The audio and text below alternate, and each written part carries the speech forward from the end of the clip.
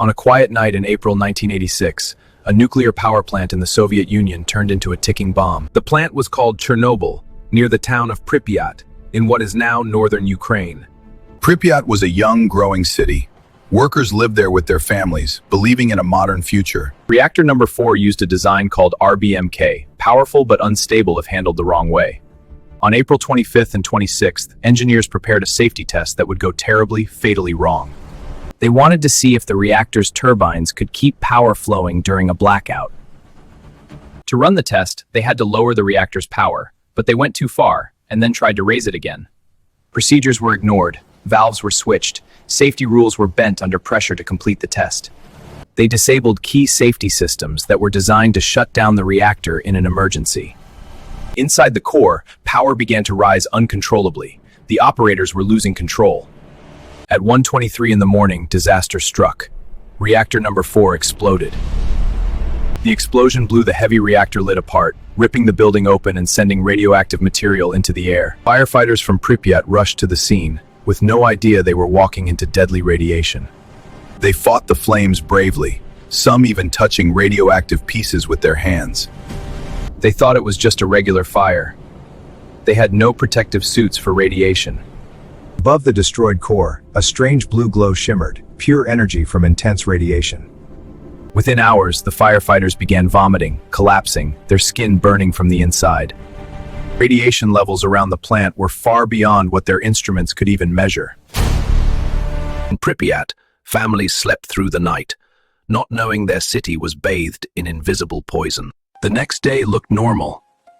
Kids played outside. No official warning was given.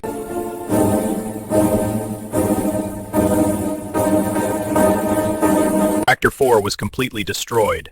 The core was open to the sky, a radioactive wound on the Earth.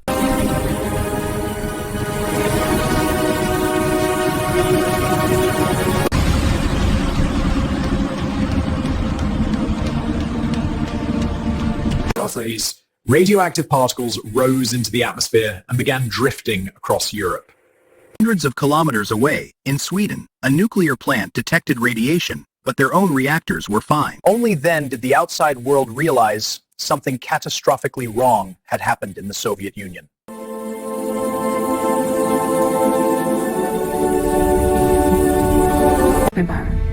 While people were told they would be gone for just a few days, most never returned to this cell. Pripyat became a ghost city, frozen in time, empty homes waiting for owners who would never come back.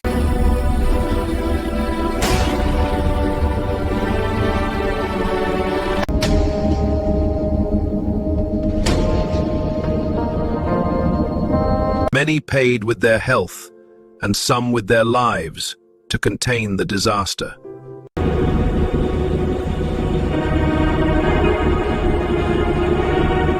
Across the region, people lined up for iodine tablets and masks, hoping to protect themselves and their children.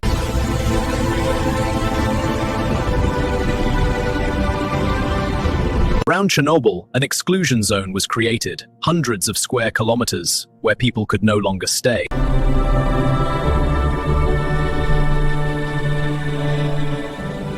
The Soviet government finally admitted there had been an accident, but hid many details at first. Under global pressure, more information was slowly released.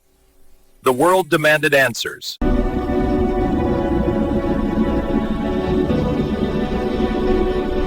The RBMK design could become dangerously unstable at low power, a fact not fully shared with operators. That night, rules were ignored, warnings were missed, and critical safety systems were switched off. Radiation, a huge concrete shell, called the sarcophagus, was built over Reactor 4. It was a desperate shield, never meant to last sheer, but vital in the short term. Decades later, a giant steel arch was slid over the old structure to reduce further leaks.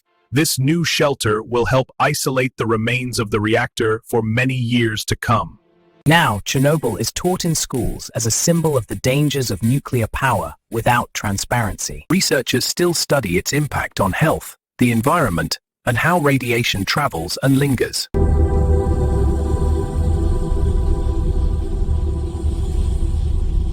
Ironically, in the absence of people, Wildlife has returned in great numbers to the exclusion zone. Nature has begun to reclaim what humans were forced to leave behind. Globally, Chernobyl forced changes in nuclear safety rules, oversight, and emergency planning. Today, safe nuclear power demands good design, well-trained staff, and honest, open communication. Chernobyl showed what happens when secrecy and pressure outweigh safety and truth. For many families, the disaster was not a story about reactors, but about loved ones who never came home. Their names are carved into stone so that the world will not forget the cost of one terrible night. Chernobyl's fallout crossed borders, reminding humanity that some dangers ignore lines on a map. Every new generation must learn what happened, so the same mistakes are never repeated. Chernobyl is not just a tragedy of the past. It is a warning to any system that hides the truth.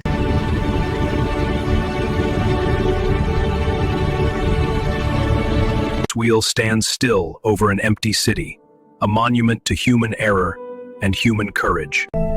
This was the story of Chernobyl, the night a reactor exploded, and the decades that followed.